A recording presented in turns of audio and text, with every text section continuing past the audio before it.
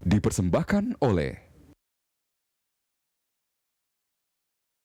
Pak Syarif, saya nyambung yang tadi Bapak jelaskan paradigma perpustakaan sekarang itu yang berbasis inklusi. Bisa didetilkan lagi, Pak? Ya, saya kira perlu dipahami bahwa perpustakaan di abad 18 itu adalah bagaimana mengukur kemampuannya untuk memanage collection.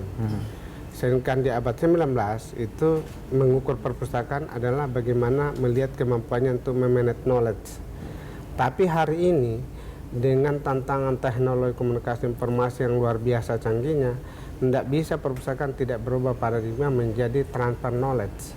Karena itu kami menciptakan suatu aplikasi yang namanya pelayanan perpustakaan berbasis inklusi sosial, yang artinya semua ilmu-ilmu terapan yang ada di perpustakaan, kenapa tidak harus disampaikan kepada masyarakat termarginalkan di pinggiran sana, sesuai dengan kebijakan Bapak Presiden, pembangunan dimulai dari pinggiran. Dan faktanya bahwa ada ribuan orang yang kami temui yang kemudian akhirnya bisa menciptakan lapangan kerja sendiri hanya dengan memberikan sedikit pengetahuan ilmu-ilmu terapan, dan kami pandu searching di internet. Jadi pembelajaran antara buku-buku ilmu terapan sekaligus internet ini membuat dia percaya diri untuk memulai satu usaha mikro. Ya, mohon maaf saya bilang sama mitra kami di Bappenas, Bapak Dr. Bandi selaku deputinya membahas sana, kami karena ketemunya dengan masyarakat termarginalkan yang namanya eksklusif inklusif tadi itu, ya yang kami persembahkan sekelas home industry. Jadi banyak sekali testimoni penerima manfaat perpustakaan kami sekelas home industry. Ada yang menemukan, oh ternyata pelapa pisang itu bisa dibuat kerupuk. Kemudian tomat bisa dibikin serasa misalnya kurma.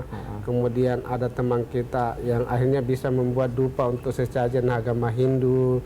Ada rekan kami yang bisa meningkatkan produktivitas pertanian sawahnya dari 3 ton menjadi 5 ton per hektar ketika belajar di Suro tentang bagaimana cara menggunakan kompos pertanian. Dan teman-teman yang lain bisa mengembangkan lele dumbo. Bahkan ada yang pengangguran, tadinya sekarang sudah bisa punya usaha untuk tukang cukur. Ada yang tadinya tukang parkir sekarang sudah mengembangkan ayam bangkok dan istrinya catering. Dan ada teman kami yang sudah sukses di Mojokerto bisa mensuplai kurang lebih 300 sampai 400 ekor itik pedaging ke bebek Slamet dan bebek Senjai per minggu, dan yang paruhnya, jeroannya, kakinya itu juga bisa cukup untuk menggaji karyawannya. Jadi saya kira yang paling penting kita jabarkan adalah bagaimana pesan proklamator kita Bung Karno tentang Trisakti. Deklarasi independen itu bukan hanya pada saat kita menaikkan bendera, tapi bagaimana setiap orang memiliki pengetahuan dan keterampilan yang cukup untuk mengelola potensi sumber daya alam yang ada sehingga tidak menjadi beban negara. Jadi bagaimana menciptakan lapangan kerja. Dan saya kira kurang lebih 10 juta PKH yang ditangani Kementerian Sosial. Saya dengar menterinya sekarang itu konsen kepada pemberdayaan, sehingga tentu kami dari Perpustakaan Nasional sangat mendukung program kalau pemberdayaan ini dikembangkan. Dan kita percaya harus dimulai dengan menanamkan, memberikan pengetahuan life skill atau keterampilan untuk dia difasilitasi dengan kredit yang bunganya rendah. Ini Pak Syarif, buku-buku yang sifatnya terapan itu terjemahan atau ditulis oleh putra-putri Indonesia sendiri, Pak? Sekarang sudah banyak, tetapi belum cukup untuk kurang lebih sekitar 60 sampai 70 juta penduduk Indonesia yang ada di pedesaan.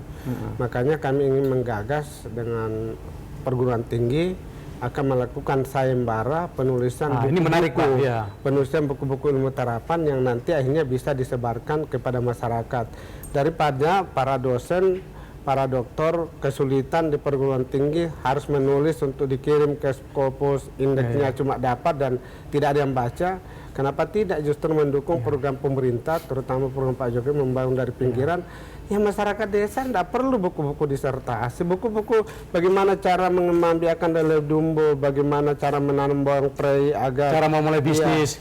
Menteri Pertanian kita Pak Saru kan bilang Ya kita udah bangga 5 ton per hektar, ternyata kita sampai di India 9 ton per hektar bawang bombaynya, dan itu harus dengan buku-buku ilmu terapan. Jadi bukan hanya penyuluhnya yang pintar, tetapi harus petaninya, jadi kolaborasi. Tapi bagaimana kalau masyarakat di pedesaan itu tidak punya buku panduan untuk cara mengelola potensi sumber daya yang menimpa, apakah itu tanaman keras, palawija, hortikultura, dan lain sebagainya. Dan itu stagnan, turun-temurun. Ya. Itu dalam target Pak Sarif saat memimpin Perpusnas, berapa jumlah buku ilmu terapan yang Bapak akan minta dari para penulis profesional supaya bisa disebar ke seluruh daerah nih Pak? Ini penting nih Pak. Kami sudah memulai saat ini untuk mendiseminasikan informasi tentang garam. Kebetulan kami dari NTT dan Pak Gubernur minta disiapkan informasi tentang garam karena ada di sana satu tempat kelas jauhnya daripada Politeknik Makassar. Di sana ada komputer tapi memang belum terkoneksi dengan internet, sehingga saya melihat oh ini tidak ada cara lain kecuali cara membacanya adalah offline, sehingga semua data dan informasi artikel jurnal tentang garam yang ada di sini kita masukkan di CD dan dikirim ke sana, sehingga bacanya offline karena tidak bisa online kan. Ya, nah itu. Kemudian sekarang kami lanjut ke kopi, nanti semua tentang bagaimana seluk-beluknya kopi akan kami distribusikan kepada seluruh daerah, kepada gubernur, bupati yang memiliki potensi tentang kopi.